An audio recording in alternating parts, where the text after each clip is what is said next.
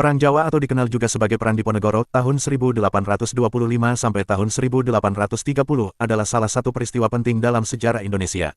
Perang ini merupakan pemberontakan besar yang dipimpin oleh Pangeran Diponegoro melawan pemerintahan kolonial Belanda. Berikut adalah kisah perlawanan Pangeran Diponegoro secara detail. Latar belakang perang. Pada awal abad ke-19, masyarakat Jawa mengalami kesulitan yang parah akibat pajak yang tinggi dan sistem tanam paksa yang memberatkan. Pemerintah kolonial Belanda semakin memperketat pengawasannya di wilayah Jawa, termasuk daerah Yogyakarta, dengan menerapkan kebijakan-kebijakan yang mengabaikan adat dan budaya lokal. Salah satu penyebab langsung dari Perang Jawa adalah sengketa tanah yang melibatkan Pangeran Diponegoro. Pangeran Diponegoro adalah seorang bangsawan Jawa yang memiliki darah ningrat dari Kesultanan Yogyakarta. Beliau merasa marah dan kecewa ketika tanah milik keluarganya, termasuk tanah leluhur yang dianggap suci, dirampas oleh pemerintah kolonial Belanda untuk pembangunan jalan tanpa persetujuannya. Rasa ketidakadilan ini menjadi pemicu utama perlawanan terhadap Belanda. Jalannya perang.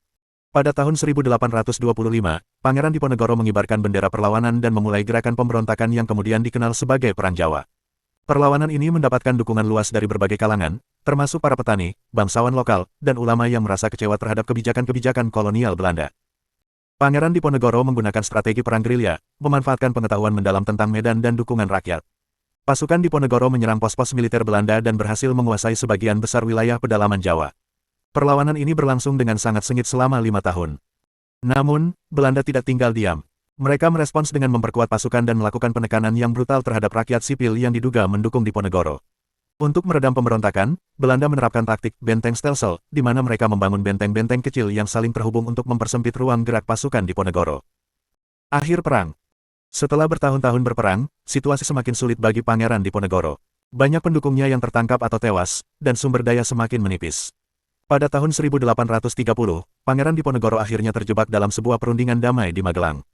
Namun, perundingan tersebut hanyalah tipu muslihat dari pihak Belanda. Pada tanggal 28 Maret tahun 1830, Pangeran Diponegoro ditangkap saat perundingan dan diasingkan ke Manado, kemudian dipindahkan ke Makassar, di mana beliau menghabiskan sisa hidupnya hingga wafat pada tahun 1855.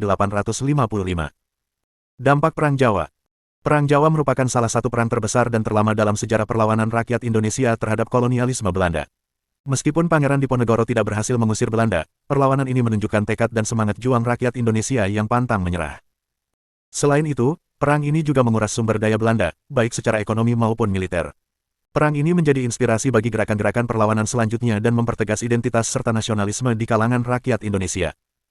Pangeran Diponegoro sendiri kemudian diakui sebagai pahlawan nasional Indonesia, simbol perjuangan melawan penindasan, dan tokoh penting dalam sejarah pergerakan kemerdekaan Indonesia.